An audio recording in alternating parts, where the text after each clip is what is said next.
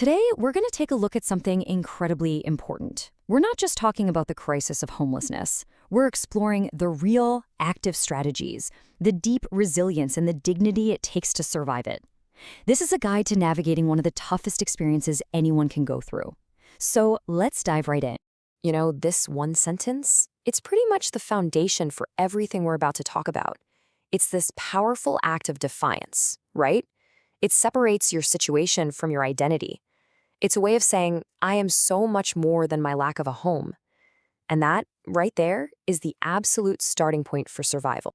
So here's how we're going to break this down today. We're going to start from the inside and work our way out. First, we'll talk about the core of who you are. Then, we'll get into the practical, everyday tools you need.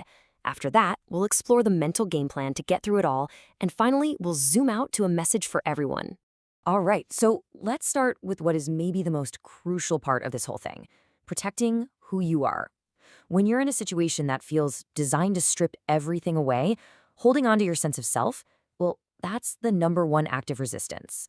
Think about it, right? So often, we're told our value is tied to what we have or what our job title is. But the real truth, your worth just is. It was there before any of this, it's there during it, and it will be there after. It's just not up for debate. So what exactly is this unbreakable core? Well, think of it like an internal fortress. It's where you keep your memories, your sense of humor, your unique personality, the music you love, all the stuff that makes you, you. The primary job of survival, beyond the physical stuff, is to guard that core. No one can ever take that away. And this is where the perspective really shifts, you know. Surviving isn't just a passive thing that happens to you. No way.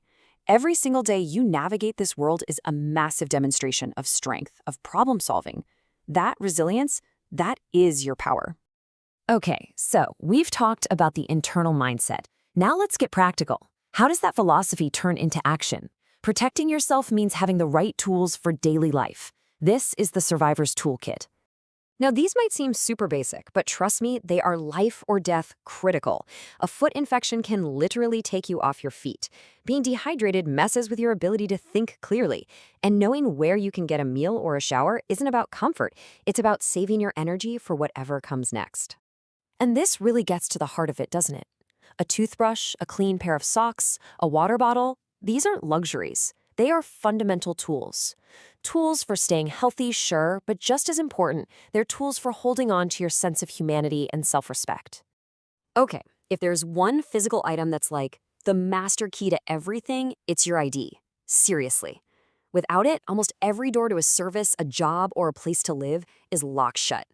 So protecting that ID or making it a mission to replace a lost one is one of the most important things you can do to move forward.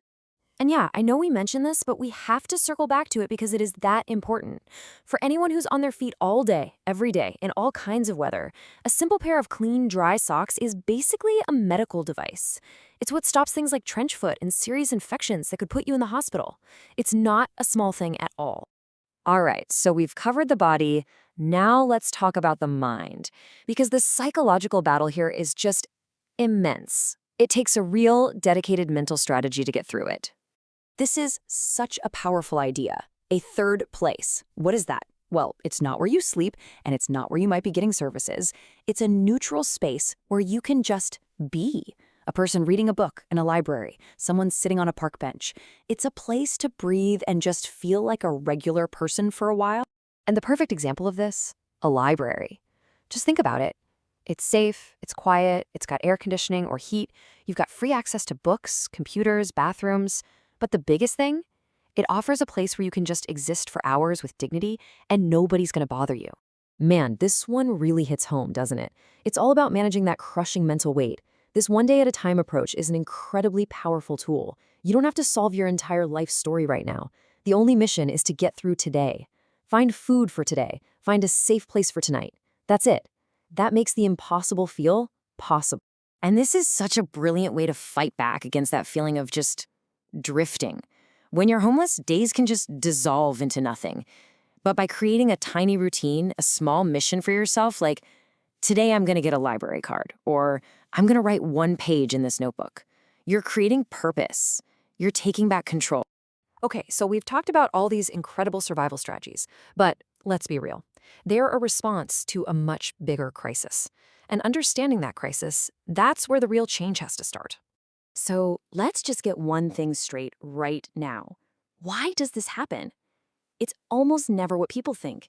It's the result of catastrophic events and massive system failures. It's a medical bill that bankrupts a family.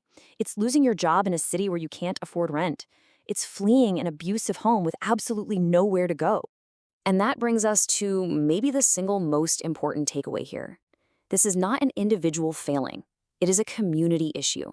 The responsibility for solving this doesn't just fall on the person going through it. It falls on all of us to build a society with safety nets that actually catch people when they fall. So you might be asking, what can I actually do? Well, here are some real concrete things. Offer practical help. Advocate for the big stuff, like affordable housing. But maybe the most powerful thing you can do, just offer your respect. Acknowledge the person. See them. Treat them like you would treat any other neighbor. And we'll end on this thought. For anyone who has been through this, hope isn't some flimsy, naive idea. It's a force. It's something you earn through the absolute toughest conditions imaginable. To survive isn't just getting by. It's this incredible testament to the human spirit. It is hope made real. So what if we all started seeing that resilience for the powerful human story it truly is?